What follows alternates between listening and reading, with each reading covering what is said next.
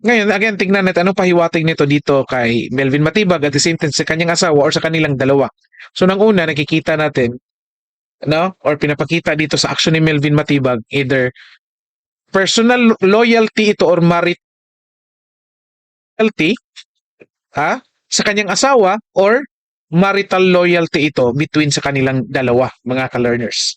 No? So, paano naging personal or marital loyalty? Kasi nga, parang okay kay Melvin Matibag na masira yung kanyang pangalan, ma-save lang yung kanyang asawa. Bakit? Paano maging save? Kaya bakit kailangan i-save? Kasi yung mga ka-learners, isa sa mga nag-endorse yung kanyang asawa sa impeachment. So kung hindi nila ito mapatunayan, yung mga aligasyon nila dito, sinong mga masisira dito? Of course, yung mga nag-endorse ng impeachment.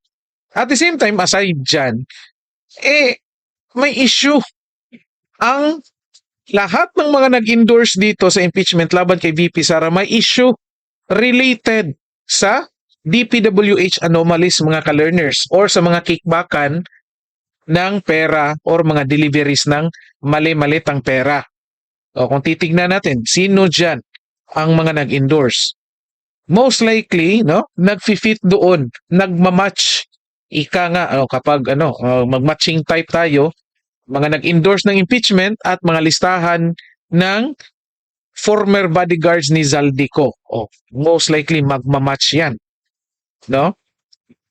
And meron na ring lumabas sa social media na itong asawa ni Melvin Matibag, mayroon daw aligasyon na, again, hindi natin sinasabi totoo ito, pero again, may rong mga aligasyon na meron ding mga flood control sa kanilang distrito, mga ka-learners. So kaya, again, mukhang dito na natin umpisang maintindihan kung bakit inaalaw ni Melvin Matibag masira yung reputation niya at integrity niya, no?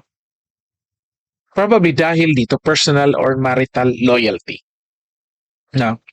Ito, conflict of interest. Kasi nga may personal marital loyalty ka, nagpapakita ka ngayon dito ng conflict of interest. Whether bilang NBI director, kasi nga may tsansa na pag-utusan kayo na, imbestigahan nyo itong aligasyon ng korupsyon dito sa mga taong ito.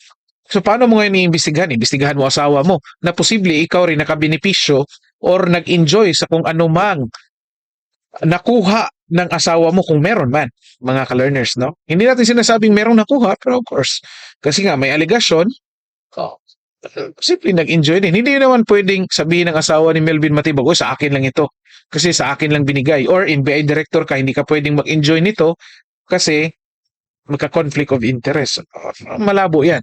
Again, conflict of interest bilang NBI director at bilang witness dito, mga ka-learners, at na-establish nga dito ng defense na isa sa mga endorsers ng impeachment, asawa mo, ito malinaw, conflict of interest. Kaya pinipilit ninyong or pinipilit mong pinapasok yung investigation, yung analysis ninyo doon sa aligasyon ng mga congressman, mga ka-learners. So ano pa nakikita natin dito? Ito yung nakakalungkot dito, mga ka-learners. Instrumental manipulation. Itong pinapakita ni Melvin Matibag, nagpapakita ito ng posibleng, define natin ito, instrumental manipulation ng kanyang asawa. Ito? Refers to the use of another person. Use of another person, excuse me po. As a tool to achieve one's own goals rather than engaging with them as an autonomous individual. Ito yung mahirap, no? Ayan, sabi nga Leo Binadas, no? May aligasyon, no?